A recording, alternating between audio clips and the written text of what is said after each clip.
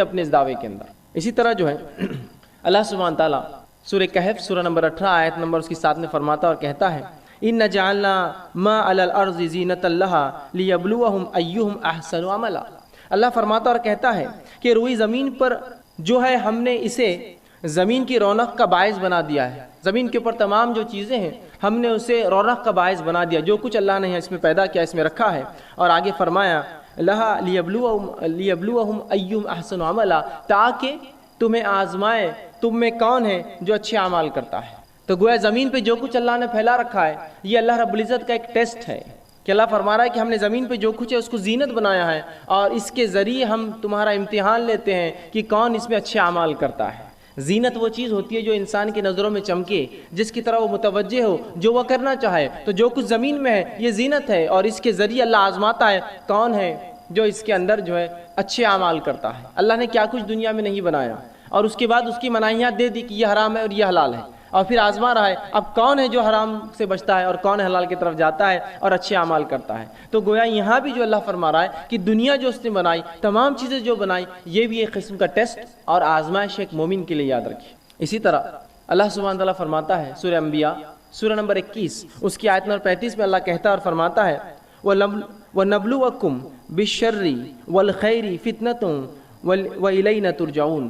اللہ فرماتا اور کہتا ہے ہم بطریق امتحان، ہم بطریق آزمائش تم میں سے ہر ایک کو برائی اور اچھائی سے جو ہے ٹیسٹ کرتے ہیں۔ ہم بطریق امتحان تم میں سے ہر شخص کو اچھائی دے کر اور برائی دے کر جو ہے جانچتے ہیں، امتحان کرتے ہیں، بھلائی میں مبتلا کرتے ہیں، اور تم سب کو ہماری طرف لوٹ کر آنا ہے۔ تو اس آیت میں اللہ یہ فرما رہا ہے کہ یہ ہمارا طریقہ ہے کہ ہم ایسا ٹیسٹ کرتے ہیں، ایسا امتحان لیتے ہیں لوگوں کو اچھائی دے کر اور برائی دے کر، شر اور خیر دے کر۔ شر اس اعتبار سے کہ ظاہری طور سے لگے مجھے کہ اگر میں ایمان پر چلوں تو دنیاوی نقصان ہوگا، مجھے لگتا ہے، لیکن اس میں آخرت کے اعتبار سے خیر ہے۔ یا اس اعتبار سے کہ اللہ ہمیں خیر دے دیتا ہے اور آزماتا ہے، کہیں شر کی طرف ہم متوجہ تو نہیں ہوتے۔ تو گویا اللہ نے جو خیر اور شر دیا ہے یہ دونوں کے ذریعے اللہ رب العزت ہمیں اور آپ کو آزماتا ہے، یاد رکھیے انسانوں کو آزماتا ہے۔ اس کا اصل مقصد ہی یاد رکھیے انسانوں کی آزمائش ہے۔ تو اللہ رب العزت نے اس چیز کو اعلان کر دیا کہ خیر اور شر کے ذریعے اللہ سبحانہ تعالیٰ مجھے اور آپ کو آزماتا ہے، یاد رکھیے۔ تو کسی چیز کا خیر ہونا اس میں کیسی آزمائش ہو سکتی ہے؟ آزمائش یہ ہے کہ اللہ نے بہت ساری نعمتیں دنیا کی دے رکھی ہے، اب جانچنا چاہتا ہے کیا حرمت سے بچتے ہو یا حرام کاموں میں جو ڈوب جاتے ہو۔ اسی طرح کچھ نعمتیں اللہ دنیا کی چھین لیتا ہے اور پھر آزما کے دیکھتا ہے کیا شکر گزار بنتے ہو اللہ کے یا ناشکری کرتے ہو اس حالت کے اندر۔ تو گویا خیر اور شر دونوں کے ذریعے اللہ رب العزت میرا اور آپ کا، ہم تمام کا جو ہے امتحان لیتا ہے۔ اسی طرح جو ہے جب اللہ رب العزت مومنوں کو لیکن آزماتا ہے، ان کا ٹیسٹ لیتا ہے، تو یاد رکھیے اس آزمائش کا بدلہ بھی دیتا ہے۔ صرف آزمائش یہ نہیں کہ ہمیں صرف ٹیسٹ کیا جائے، آزمایا جائے، بلکہ اس آزمائش کا ہمیں بدلہ ملتا ہے۔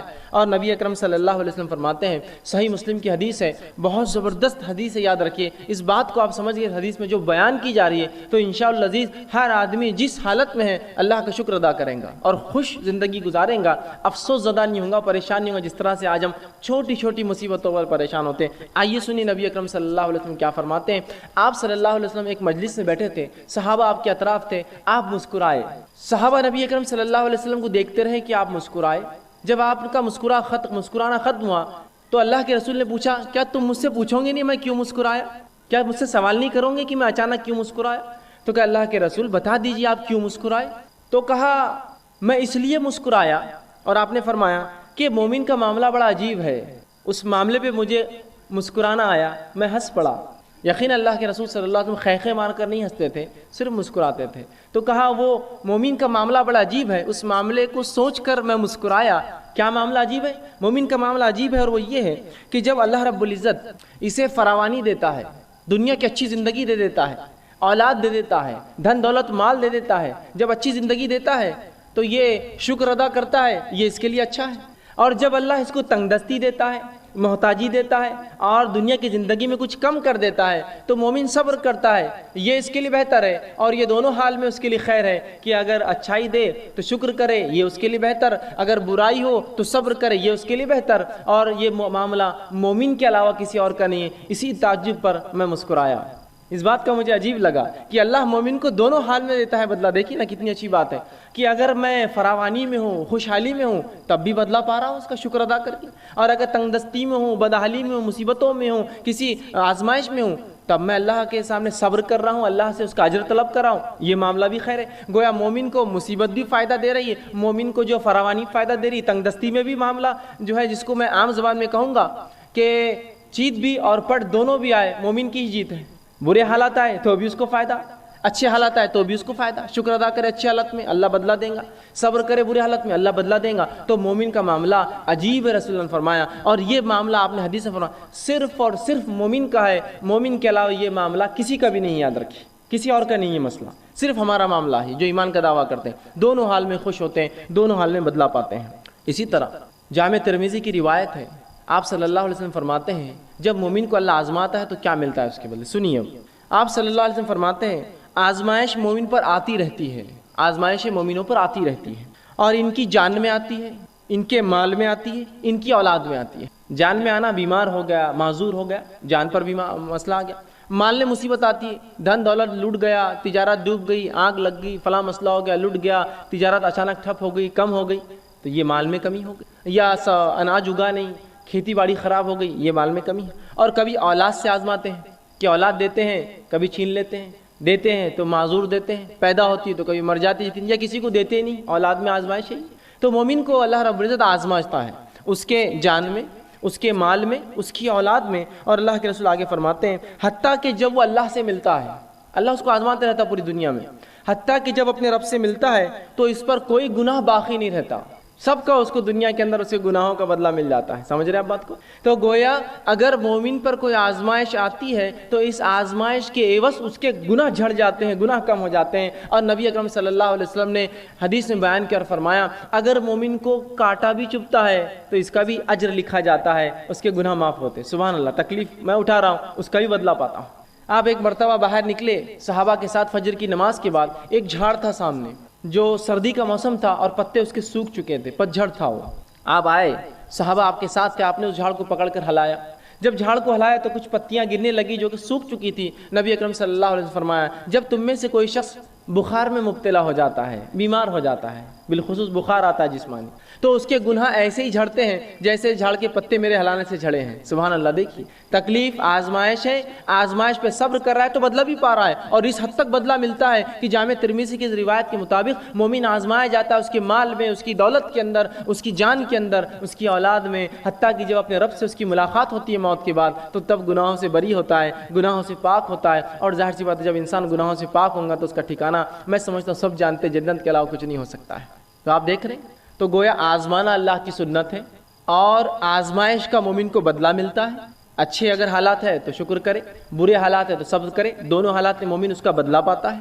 اور مومنوں کو جو آزمائشیں آتی ہیں وہ ایسا بدلہ دیتی ہے کبھی کبھار کہ وہ اتنا آزمایا جاتا ہے کہ روز قیامت اس پر کوئی گناہ باقی نہیں رہتا، وہ بالکل جو ہے اللہ کے سامنے ایسا حاضر ہوتا ہے کہ وہ جو ہے بالکل گناہوں سے پاک اور جو ہے صاف ہوتا ہے۔ تو گویا مومن پر جو بھی مصیبتیں آفتیں آتی ہیں اللہ رب العزت اس کا بدلہ بھی دیتا ہے۔ اب اللہ رب العزت کس کو آزماتا ہے یہ بات بھی اب جان لیں۔ کبھی کبھار ہوتا ہے اگر کوئی آزمائش میں مبتلا ہو جائے تو ہم کہتے ہیں ہاں بڑا بات کر رہا تھا، دین کی بڑی بات کر رہا تھا، فلاں دیکھو پھنس گئے نا، دیکھو مصیبت آئی نا۔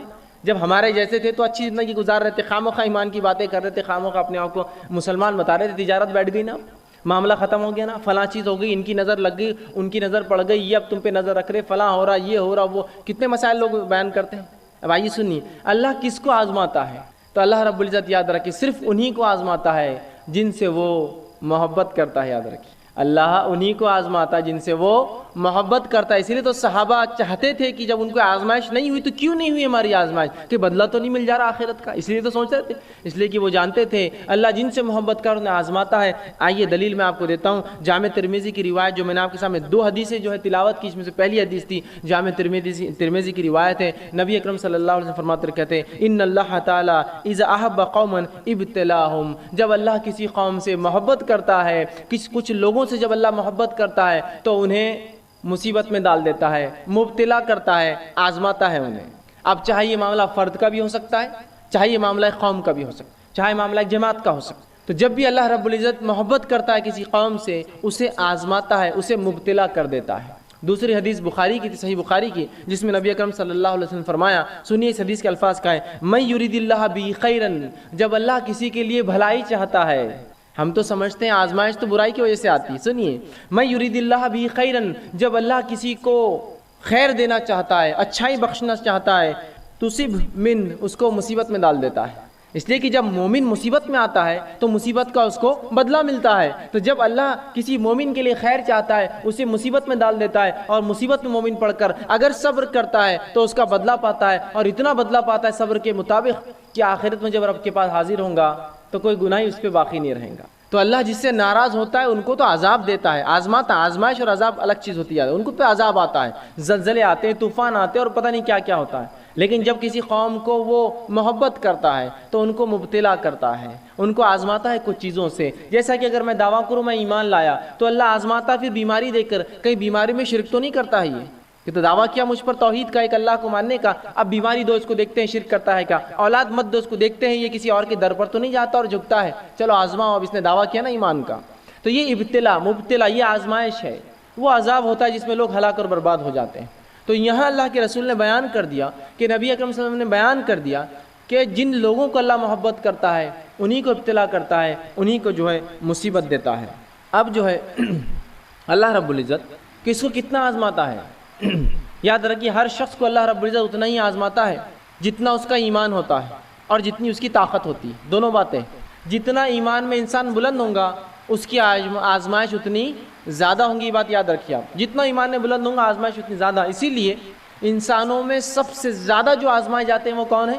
وہ انبیاء علیہ الصلوۃ والسلام، اس لیے کہ ان کا ایمان سب سے اونچا ہوتا ہے، آزمائش ان کی سب سے زیادہ ہوتی ہے۔ اس کے بعد ان کے اصحاب جو ان پر ایمان لایا، اس کے بعد جو ان کے طریقے پہ چلا، اور جو اس کے بعد تو اللہ رب العزت جو ہے ایمان کے مطابق ایک انسان کو آزماتا ہے، جس کے تعلق سے ابن ماجہ کی روایت ہے، سنن ابن ماجہ کی روایت ہے، نبی اکرم صلی اللہ علیہ وسلم فرماتے، دیکھیے آپ نے کتنی پیاری بات فرمائی اور کہا سب سے زیادہ جو انسانوں میں آزمائے جاتے ہیں وہ انبیاء ہے، سب سے زیادہ انسانوں میں جو آزمائے جاتے ہیں وہ انبیاء ہے، اس لیے کہ انبیاء ایمان میں سب سے زیادہ ہوتے ہیں اور ان کا ایمان صرف بلند اور بلند ہوتا ہے۔ یاد رکھیں انبیاءوں کی ایمان کی خصوصیت یہ صرف بلند ہوتا ہے، بڑھتا ہی رہتا ہے۔ صحابہ کی ایمان کی خصوصیت یہ کہ ایک حد تک جا کے رک جاتا ہے۔ عام لوگوں کی، ہم لوگوں کی ایمان کی خصوصیت یہ کہ چڑھتا اور کم ہوتا ہے، اترتا ہے اور چڑھتا ہے، زیادہ اور کم ہوتا رہتا ہے۔ تو فرمایا سب سے زیادہ جو لوگوں میں آزمائے جاتے ہیں وہ انبیاء ہے، وہ ہماری جماعت ہے، انبیاؤں کی جماعت ہے۔ اس کے بعد آپ صلی اللہ علیہ وسلم فرمایا اس کے بعد دوسرے لوگ جو آزمائے جاتے ہیں وہ ہے جو علماء حق ہوتے ہیں، جو انبیاؤں کے وارث ہوتے ہیں اور حق کی بات، نبیوں کی بات انسانوں تک پہنچاتے ہیں، یہ دوسرے لوگ ہیں جو سب سے زیادہ آزمائے جاتے ہیں، علماء حق۔ اور پھر آپ صلی اللہ علیہ وسلم نے آگے فرمایا اور کہا کہ ان میں سے کچھ لوگ، مطلب انبیاء اور علماء، اور پھر فرمایا پھر اس کے بعد صالحین، نیکوکار، جو صالح لوگ ہوتے ہیں، اچھے لوگ ہوتے ہیں، نیکوکار ہوتے ہیں، یہ تیسرے نمبر پہ آزمائے جاتے ہیں۔ تو پہلے نمبر پہ انبیاء، دوسرے نمبر پہ علماء حق، تیسرے پہ صالحین، اور فرمایا ان میں سے کچھ ایسے بھی تھے، انبیاء میں سے، علماء حق میں سے اور صالحین میں سے ایسے بھی تھے کہ اللہ نے اتنا کڑا آزمایا، ایسی بیماریوں میں ان کو ڈالا کہ ان کے جسم کے اندر ان بیماریوں کی وجہ سے کیڑے پڑ جاتے تھے۔ اگر آج کے دور میں کسی انسان کو میں دیکھوں جس کے جسم میں کیڑے پڑ جاتے، میں کہوں گا یہ تو بڑا بدبخت ہوگا، غلیظ ہوگا، پتہ نہیں کیا کیا کیا ہوگا، میں یہ نہیں سوچوں گا اس کی آزمائش ہے ایمان کے مطابق، وہ آزمائش ہے اس کی۔ تو کہا کچھ ایسے تھے انبیاء اور ایسے صالحین گزرے ہیں، ایسے علماء حق گزرے ہیں جن کو اللہ نے ایسا آزمایا کہ جسم میں بیماری دے دی جس سے ان کے جسم میں کیڑے پڑ گئے۔ اور فرمایا اس کے بعد اور کچھ کو ایسے آزمایا کہ اتنی غربت دی، جسم سے پہلے آزمایا کیڑے پڑ گئے، ایسی غربت دی کہ پہننے کو ٹاٹ کے کپڑے ہوتے تھے، ٹاٹ جو سب سے بدترین، سب سے کھدڑ، سب سے موٹا کپڑا ہوتا ہے جو کوئی پہنتا نہیں ہے، ہوتا ہے نا موٹا کپڑا، تو اتنے غریب تھے مالی اعتبار سے کہ ٹاٹ پہنا کرتے تھے، کپڑے بھی نصیب نہیں ہوتے تھے، ٹاٹ پہنا کرتے تھے۔ اور کچھ تو ایسے تھے، ان میں رسول اللہ صلی اللہ علیہ وسلم فرماتے ہیں کہ جو کچھ غریب اتنے کہ انہوں نے ٹاٹ کا کپڑا پہنتے تھے، لیکن وہ اس حالت میں انبیاء، علماء اور صالحین اس حالت میں اتنے خوش تھے جتنے تم اچھی حالت میں بھی خوش نہیں رہتے ہو۔ یہ انبیاء، صالحین، علماء ایسی حالت میں جب جسم میں وہ کیڑے پڑ گئے ہیں، پہننے غربت سے کپڑے تک نہیں ہیں، اتنے خوش تھے کہ تم مست حالت میں، اچھی حالت میں بھی جتنے خوش نہیں ہوتے ہو، یہ اس سے زیادہ خوش تھے یہ لوگ۔ تو پتہ چلا انبیاء علیہ الصلوۃ والسلام، علماء حق اور نیکوکاروں کا اللہ آزماتا ہے، اور یہ آزمائش میں ان کے لیے مزہ ہے، لطف ہے، اس لیے کہ رسول اللہ نے بیان کر دیا تم جتنے اچھی حالت میں خوش نہیں ہوتے ہو، یہ اس سے زیادہ اس حالت میں خوش تھے جب انہیں اللہ رب العزت نے آزمایا۔ تو آزمائش یاد رکھیے اللہ انہی کے ساتھ کرتا ہے جن سے محبت کرتا ہے. ہر آزمائش کے بدلے بدلہ انسان کو بدلہ ملتا ہے، اجر ملتا ہے، اور جتنا زیادہ ایمان اتنی زیادہ آزمائش اور اتنا زیادہ بدلہ بھی ملتا ہے. جیسے کہ نبیوں میں جن کو اللہ نے بیماری سے آزمایا ان میں ایوب علیہ السلام ایک بہت زبردست مثال ہے. نبی اکرم صلی اللہ علیہ وسلم فرماتے ہیں ایوب علیہ السلام 18 سال بیمار رہے، اس حد تک بیمار ہوئے کہ جسم سڑ چکا تھا بیماری سے، اور تمام خاندان کے افراد بھاگ گئے تھے چھوڑ کر، سوائے بیوی کے اور 2 رشتہ داروں کے جو روزانہ یا کبھی کبھار آ کر ملا کرتے تھے، باقی سب بھاگ گئے تھے چھوڑ کر. جب 18 سال گزر گئے تو وہ جو 2 لوگ ملنے آیا کرتے تھے ان کو شک ہوا، اور دونوں نے ایک دوسرے سے کہا کہیں ایوب نے کوئی بہت بڑا گناہ تو نہیں کیا جو اللہ اتنا اس کو آزما رہا ہے کہ 18 سال سے اس کی بیماری کو شفا نہیں ملتی ہے، وہ بیمار ہے، غربت آ گئی، اس کی اولاد مر گئی، اس کا سب کچھ لٹ گیا اور اس کا جسم تک خراب ہو گیا اور سڑ گیا. تو کہیں ایوب نے کوئی گناہ تو نہیں کیا جو اللہ اس کو اتنا آزما رہا ہے، اتنا تکلیف دے رہا ہے. بہرحال وہ یہ بات کرتے ہوئے آ ہی رہے تھے. رسول اللہ فرماتے کہ ایوب علیہ السلام جو ہے بیت الخلاء کے لیے گئے، ان کی بیوی ان کے ساتھ تھی. جب وہ گئے تو اللہ نے 18 سال بعد ان کی بیماری سے شفا دے دی، شفا یاب ہو گئے، نئی جسم دے دی اور جوان بنا دیا ان کو. جب وہ جوان ہو کر بیت الخلاء سے واپس آئے تو ان کی بیوی نے ان کو پہچانا نہیں، پھر تو ان سے پوچھا کہ کیا تم نے اللہ کے نبی ایوب جو بیمار ہے اس کو دیکھا ہے؟ اور دیکھنے دکھانے میں ایوب بالکل تمہارے جیسا دکھتا تھا جب جوان تھا، حالانکہ وہ خود ایوب علیہ السلام تھے. تو دیکھیے 18 سال ایوب علیہ السلام کو اللہ رب العزت نے جسمانی بیماریوں سے، مال کی کمی سے، اولاد کی کمی سے آزمایا. تو اللہ جن لوگوں کو آزماتا ہے یاد رکھیے ان سے اللہ محبت کرتا ہے، اس لیے آزماتا ہے. اور جتنی آزمائش زیادہ ہوتی ہے اللہ رب العزت اتنا زیادہ انسانوں کو اس آزمائش کے بدلے میں جو ہے بدلہ دیتا ہے، اجر دیتا ہے اور ثواب پہنچاتا ہے. کہ اللہ رب العزت جو ہے کتنا آزماتا ہے لوگوں کو. کیا ایسا تو نہیں اللہ مجھے اتنا آزمائیں گا کہ میں جس کو برداشت نہ کر سکوں؟ کہیں ایسا تو نہیں کہ اللہ ہمیں اتنا آزمائیں گا کہ میں برداشت نہ کر سکوں؟ لوگ کہتے ہیں میں بیمار ہوں، یہ برداشت کے باہر ہے، وہ مصیبت برداشت کے باہر ہے، یہ مال کی کمی برداشت کے باہر ہے. تو کیا اللہ لوگوں کو ان کے طاقت سے زیادہ آزماتا ہے؟ آئیے سنیے، اللہ رب العزت کبھی بھی انسانوں کو ان کی طاقت سے زیادہ نہیں آزماتا، یاد رکھیں. اس لیے کہ اللہ سبحانہ تعالیٰ نے قرآن کے اندر سورہ بقرہ سورہ نمبر 2 آیت نمبر 286 میں فرمایا اور کہا لا یکلف اللہ نفسا الا وسعها. اللہ کسی انسان کو اس کے طاقت سے زیادہ نہیں آزماتا. اللہ کسی نفس کو اس کے طاقت، اس کے برداشت سے زیادہ نہیں آزماتا. تو یہ بات طے ہے کہ اللہ سبحانہ تعالیٰ مجھے اور آپ کو ہماری طاقت سے زیادہ نہیں آزمائیں گا. جتنی طاقت ہے، جتنی قوت ہے ہم میں، اتنی ہی صرف ہماری آزمائش ہونے والی ہے. اس سے زیادہ یاد رکھیے میری اور آپ کی آزمائش نہیں ہوتی ہے. تو ایک انسان کو جس کو اللہ محبت کرتا ہے آزماتا ہے تو اس کا بدلہ دیتا ہے. آزمائش ان کی ہوتی ہے جن سے محبت کرتا ہے، اور اتنا ہی آزماتا ہے جتنی مجھ میں اور آپ میں آزمائش برداشت کرنے کی طاقت ہوتی ہے، اتنا ہی آزماتا ہے. تو اگر کوئی انسان بیمار ہے تو یہ بیماری برداشت کرنے کی طاقت تھی تبھی اللہ نے دی. کوئی انسان غربت میں ہے، یہ غربت برداشت کرنے کی طاقت تھی تبھی اللہ نے دی. یاد رکھیں، کیوں تو اللہ رب العزت کسی پر ظلم نہیں کرتا. یاد رکھیں یہ بات طے ہے. اب آئیے آگے ہم دیکھتے ہیں جب ہماری آزمائش ہو، اور ایسی آزمائش جو بھی آزمائش آئے وہ ہم برداشت کر سکتے ہیں، ہم ایسی حالت میں کیا کریں؟ جب اللہ ہمیں آزما رہا ہے تو ہم ایسی حالت میں کیا کریں؟ تو سب سے پہلی چیز، جب بھی آزمائش آئے ہمیں صبر کرنا چاہیے، اور اللہ سے توقع رکھنی چاہیے کہ اس آزمائش کے بدلے اللہ ضرور بھی ضرور ہمیں بدلہ دیں گا، بہترین اجر دیں گا.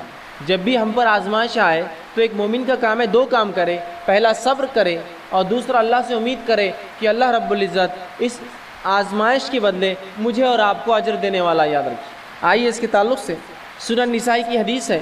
نبی اکرم صلی اللہ علیہ وسلم فرماتے ہیں کہ اللہ رب العزت نبی اکرم صلی اللہ علیہ وسلم فرماتے ہیں کہ جب اللہ کسی مومن بندے سے کوئی چہیتی چیز اس کی چھین لیتا ہے، جب اللہ کسی مومن بندے سے اس کی چہیتی چیز چھین لیتا ہے، محبت والی چیز جس کو وہ چاہتا ہے، جس کو پسند کرتا ہے، اگر اللہ رب العزت ایسی کوئی چیز چھین لیتا ہے اور اس پر وہ صبر کرتا ہے، یہ نہیں کرتا ہے کہ اللہ میرے گھر ملا تھا کیا، میری اولاد ملی تھی کیا، میں ہی ملا تھا کیا، یہ نہیں. صبر کرتا ہے کہ جو اللہ نے کرنا تھا کیا، میں صبر کرتا ہوں، اور صبر کرتا ہے اور اجر طلب کرتا ہے اللہ مجھے اس کا بدلہ دے اس نقصان کا. تو رسول اللہ فرماتے ہیں تو اس شخص کا بدلہ سوائے جنت کے اور کچھ بھی نہیں ہوتا ہے.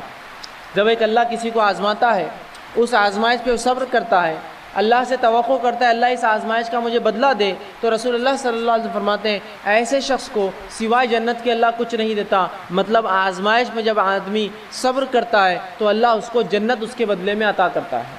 یہ حدیث بالکل واضح ہے کہ جب اللہ کسی چہیتی چیز کو چھین کر آزماتا ہے اور انسان صبر کرتا ہے اور اللہ رب العزت سے اجر طلب کرتا ہے تو اللہ رب العزت اس کو اجر دیتا ہے، اور اللہ سبحانہ تعالیٰ کا وہ اجر جو صبر کرنے پر ہے سوا جنت کی اور کچھ بھی نہیں ہوتا ہے، یاد رکھیے۔ تو اب دیکھیے جو باتیں ہم نے اب تک دیکھی وہ یہ کہ اللہ محبت کرنے والوں کو آزماتا ہے، اتنا ہی آزماتا ہے جتنی طاقت ہو، اور جب آزماتا ہے تو میرا اور آپ کا کام ہے ہم صبر کریں اور اللہ سے امید کی توقع کریں، یاد رکھیں، بے صبرے نہ ہو، نہ شکرے نہ ہو، یہ نہ کہے کہ اللہ میرا ہی گھر ملا تھا کیا ہم ہی ملے تھے کیا، بلکہ یوں کہے کہ اللہ تو نے آزمائش دی ہے، اب تو ہی صبر عطا کر اور اس کا اچھا مجھے بدلہ دے۔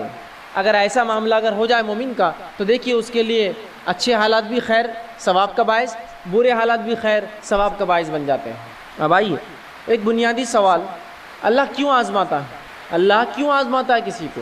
آزماتا ہے، بدلہ دیتا ہے، فائدہ سب، لیکن آزماتا کیوں ہے؟ بنیادی چیز تو میں ایک مثال دے کر اس بات کو آگے بڑھانے کی کوشش کروں گا کہ اگر آپ مجھ پر اعتماد کرتے ہیں، بھروسہ کرتے، سمجھ لیجئے میری شخصیت پر آپ اعتماد کرتے اور بھروسہ کرتے ہیں، میں کسی دن آپ کے گھر پر آیا اور آ کر کہا کہ یہ ایک پیلی سی چیز لایا، ایک ٹکڑا ہے پیلا، اور کہا کہ یہ 1 تولے کا ہے، مجھے کچھ ضرورت ہے، آپ اس سونے کو رکھ لیجئے اور اس کے بدلے مجھے پیسہ دے دیجئے، تو کیا آپ مجھے پیسہ دے دیں گے وہ چیز رکھ کر آپ کے پاس؟ اگر آپ میں سے کچھ لوگ یہ کر سکتے ہیں تو ہاتھ اٹھائیے، میں کل آپ کے گھر آ جاؤں گا پیلا ٹکڑا لے کر اور اس کے بدلے میں پیسہ لے لوں گا۔ آپ کہیں گے ٹھیک ہے آپ کی شخصیت پہ بڑا اعتماد ہے، لیکن تھوڑا جانچ لیں گے کہ سونا ہے یا نہیں ہے، پرکھنا ضروری ہے نا۔ آپ کی شخصیت ٹھیک ہے، آپ پر اعتماد ہے، آپ بہت اچھے ہیں، لیکن جانچنا ضروری بھی تو ہے، جو چیز آپ دے رہے ہیں کیا وہ درست ہے، وہ صحیح ہے۔ اب آئیے ہم یہ جو بات جاننے کی کوشش کرتے ہیں کہ اللہ رب العزت جو ہے کیوں آزماتا ہے، تو بہرحال اس کے لیے ایک مثال دے کر اپنی بات میں سمجھانے کی کوشش کروں گا کہ اگر کوئی شخص میرے اور آپ کے پاس کوئی ایسی چیز لاتا ہے جو سونے جیسی دکھتی ہو، چاہے وہ شخص کتنا ہی اعتبار کا انسان ہو، آپ چاہے کتنا ہی معتبر سمجھے، کتنا ہی اس پر بھروسہ کرے، وہ چیز اس سے آپ جب تک قبول نہیں کرتے جب تک اسے آزما نہیں لیتے کہ واقعی میں وہ چیز جو وہ دے رہا ہے رنگت میں تو پیلی ہے لیکن وہ اصل میں سونا ہے یا نہیں ہے، چاہے وہ شخص بڑا اعتبار کا انسان ہو، بہت معتبر ہو، آپ اس کی بزرگی کی تعریف کرے، جو بھی ہو، لیکن بغیر آزمائے کہ وہ سونا، آپ وہ چیز جو پیلی کہلاتی ہے سونا سمجھ کر نہیں لیتے۔ اسی طرح جب میں اور آپ ایمان کا دعویٰ کرتے ہیں تو اللہ رب العزت بھی آزماتا ہے، آزما کر دیکھتا ہے کیا واقعی میں ایمان میں کھرے ہیں یا کھوٹے ہیں، جس کے تعلق سے اللہ سبحانہ تعالیٰ نے قرآن کی ویسے تو کئی آیتوں میں یہ بات بیان کی، میں انشاءاللہ آپ کے سامنے ان آیتوں میں سے 2 آیتیں بالخصوص رکھنے کی کوشش کروں گا جس میں اللہ رب العزت نے بہت زبردست انداز سے یہ سمجھایا کہ اللہ کیوں آزماتا ہے۔ آئیے پہلی آیت سورہ عنکبوت سورہ نمبر 29 اس کی آیت نمبر 2 اور 3 میں اللہ فرماتا ہے اور کہتا ہے، اللہ فرماتا ہے الف لام میم احسب الناس ان یترکوا ان یقولوا آمنا وهم لا یفتنون وَلَقَدْ فَتَنَ الَّذِينَ مِنْ قَبْلِهِمْ فَلَيَعْلَمَنَّ اللَّهُ الَّذِينَ صَدَقُوا وَلَيَعْلَمَنَّ الَّذِينَ الْكَاذِبِينَ کہ اللہ فرماتا ہے، اور دیکھیے اس آیت میں کیا کہتا ہے، الف لام میم الف لام میم احسب الناس، کیا لوگ یہ گمان کرتے ہیں، کیا لوگ ایسا سوچتے ہیں، کیا یہ ان کی سوچ ہے، ان یترکوا ان یقولوا آمنا وهم لا یفتنون کہ صرف وہ یہ کہہ دیں گے کہ ہم ایمان والے ہیں تو انہیں آزمایا نہیں جائیں گا؟ کیا لوگ یہ توقع کر رہے ہیں، احسب الناس، ان کا ایسا گمان ہے، ایسا سوچ رہے ہیں کہ صرف ان کے ایمان لانے کے دعوے پہ ہم ان کو چھوڑ دیں گے بغیر آزمائے کے؟ اللہ دیکھیں آئے وَلَقَدْ فَتَنَ الَّذِينَ مِنْ قَبْلِهِمْ، حالانکہ ہم نے تو ان سے پہلوں کو بھی آزمایا، مصیبتوں میں آزمایا، اس کی وجہ فَلَيَعْلَمَنَّ اللَّهُ الَّذِينَ صَدَقُوا، تاکہ اس آزمائش کے ذریعے جان لے کون ہے جو تم میں سے اپنے دعوے میں سچا ایمان کے، وَلَيَعْلَمَنَّ الَّذِينَ الْكَاذِبِينَ، اور جان لے تم میں سے کون ہے جو جھوٹا ہے اپنے دعوے میں۔ تو اس آیت میں اللہ نے دیکھی کتنی زبردست اور پیاری وضاحت کر دی، کیا لوگ یہ سوچتے ہیں کہ صرف ایمان لانے کے دعوے پر وہ چھوڑ دی جائیں گے بنا آزمائش کے، جبکہ ہم نے تم سے پچھلوں کو آزمایا تاکہ جان لے کون ہے جو ایمان کے دعوے میں سچا ہے اور جان لے کون اپنے دعوے میں جھوٹا ہے۔ تو اللہ رب العزت آزماتا اس لیے تاکہ پرکھے ہم میں کون سچا ہے اور کون جھوٹا ہے۔ آئیے اسی طرح اللہ سبحانہ تعالیٰ سورہ بقرہ سورہ نمبر 2 آیت نمبر 214 میں یہی بات بیان کرتا اور کہتا اور فرماتا ہے، ام حسبتم ان تدخلوا الجنۃ ولما یاتکم مثل الذین خلوا من قبلکم، کیا تم یہ سوچتے ہو کہ تم صرف یہ کہہ دینے پر جنت میں چلے جاؤ گے کہ ہم ایمان لائے جبکہ ہم نے تمہیں پچھلے لوگوں کے جیسا بھی آزمایا نہیں؟ کیا تم یہ سوچ بیٹھے ہو، ام حسبتم ان تدخلوا الجنہ، کیا تم یہ سوچتے ہو کہ جنت میں تم یوں ہی چلے جاؤ گے؟ وَلَمَّا يَأْتِكُمْ مَثَلُ الَّذِينَ خَلَوْا مِنْ قَبْلِكُمْ، جبکہ ہم نے ابھی تمہیں پچھلوں کے جیسا کہاں آزمایا، پچھلے لوگ جب ایمان لاتے ہم انہیں آزماتے. تو کیا تم یہ سمجھتے ہو اے صحابہ، یہ آیت صحابہ کے لیے آئی تھی، کیا تم سمجھتے ہو کہ محمد صلی اللہ علیہ وسلم پر ایمان لانے کا بس دعویٰ کرو گے اور جنت میں چلے جاؤ گے؟ جبکہ ہم نے ابھی پچھلوں کے جیسا کہاں آزمایا تم کو. آگے فرمایا مستھم البأساء والضراء، اور انہیں ہم بیماریوں سے آزماتے تھے اور مصیبتوں میں ہم نے ان کو ڈال کر انہیں آزمایا. اور کیسا آزمایا؟ ضراء وزلزلوا حتى يقول الرسول والذين معه متى نصر اللہ. اتنا آزمایا، ایسا جھنجھوڑا، اتنا جھنجھوڑا کہ پکار اٹھے ان کے انبیاء اور رسول. حتیٰ یقول الرسول والذین آمنوا معه، حتیٰ کہ ان کے انبیاء اور ایمان والے پکار اٹھے متی نصر اللہ، اللہ کی مدد آخر اب کب آئیں گی. کتنے آزمائے گئے اندازہ لگائیے. بیماریوں سے، مشکلات سے دنیا کی اتنی آزمائے گئے کہ اللہ فرماتا ہے کہ ان کے انبیاء اور رسول اور ان کے متبعین پکار اٹھے ایمان والے، اللہ کی مدد آخر کب آئیں گی. اللہ نے فرمایا الا ان نصر اللہ قریب، سن لو اللہ کی مدد بہت قریب ہے تم سے. تو کیسے جھنجھوڑے گئے، اتنا آزمایا اللہ نے پچھلے لوگوں کو کہ ابھی تو کچھ بھی نہیں ہوا صحابہ کے ساتھ. اور جو انہوں نے آزمائشیں برداشت کی، میں سمجھتا ہوں ان کے پوروں کی ایک صحابی کی جو آزمائش ہوئی ایمان لانے کی وجہ سے، میں سمجھتا ہوں ایسی بڑی بڑی امتیں ہم میں گزری جن کے پورا ملا کر بھی اتنی آزمائش کبھی ایمان کی وجہ سے نہیں ہوئی ہماری. ہو سکتا ہے کچھ لوگوں کی ہوئی ہو، لیکن ایسی بڑی بڑی امتیں گزری ہم میں، ایسی نسلیں گزری جن کو کبھی ایمان کی وجہ سے تکلیف نہیں آئی ہم میں سے، جو صحابہ نے برداشت. تو اللہ نے صحابہ کو خطاب کر کے کہا کیا تم یہ سوچتے ہو کہ تم جنت میں ہی چلے جاؤ گے، جبکہ پچھلوں کو ہم نے کتنا آزمایا، بیماریوں سے، مال کی کمی سے، دنیاوی آفات سے اتنا آزمایا، اتنا جھنجھوڑا کہ ان کے انبیاء علیہ الصلوۃ والسلام، ان کے رسول پکار اٹھے اور ان کے پیروکار متبعین کہ آخر اللہ کی مدد کب آئیں گی. اللہ کی مدد، اللہ نے کہا سن لو اللہ کی مدد بہت قریب ہے. تو لوگ بہت سخت آزمائے گئے، اللہ رب العزت نے آزمایا.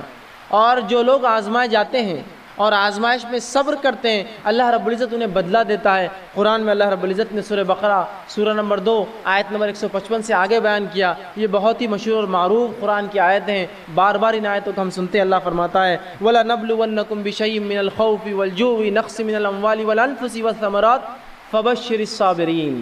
کیا فرما رہا ہے اللہ؟ وَلَنَبْلُوَنَّكُمْ بِشَيْءٍ مِّنَ الْخَوْفِ، ہم ضرور بضرور تمہیں مبتلا کریں گے، آزمائیں گے، خوف سے، والجوع اور بھوک سے، ونقص من الاموال والانفس والثمرات اور کمی سے، مال کی اور جان کی اور پھلوں کی.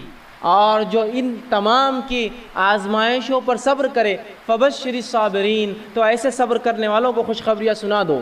الذین اذا اصابتهم مصیبۃ قالوا انا للہ وانا الیہ راجعون. اور یہ وہ لوگ ہیں کہ جب اللہ ان کو مصیبتوں میں ڈالتا ہے، جان کی کمی، مال کی کمی، پھلوں کی کمی، روزی کی کمی، کسی بھی قسم کی کمی میں، تو یہ کہتے ہیں قالوا انا للہ وانا الیہ راجعون، اے اللہ ہم تیری ہی طرف سے آئے ہیں اور تیری ہی طرف لوٹ کر جانا ہے.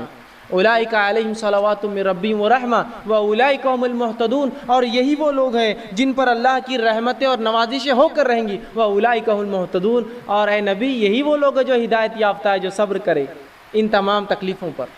تو ان آیتوں میں اللہ رب العزت نے کتنی زبردست بات کہی کہ مومنوں کا شیوا اور طریقہ تو یہ ہے، آزمائش آتی ہے تو صبر کرتے ہیں، چاہے جان پر آئے، مال پر آئے، پھلوں پر آئے، روزی پر آئے، اولاد پر آئے، کسی بھی معاملے، نفس پر آئے، یہ صبر کرتے ہیں. اور جب بھی کوئی مصیبت آتی تو کیا کہتے؟ قالوا انا للہ وانا الیہ راجعون، ہم اللہ کی طرف سے آتے اسی کی طرف لوٹ کر جانا ہے. ایسے ہی لوگوں پر اللہ کہہ رہا ہے اولئک علیہم صلوات من ربہم ورحمہ، ایسے ہی لوگوں پر اللہ کی رحمتیں اور نوازشیں ہو کر رہیں گی. واولئک هم المہتدون. اور یاد رکھ لو یہی لوگ ہدایت یافتہ ہیں.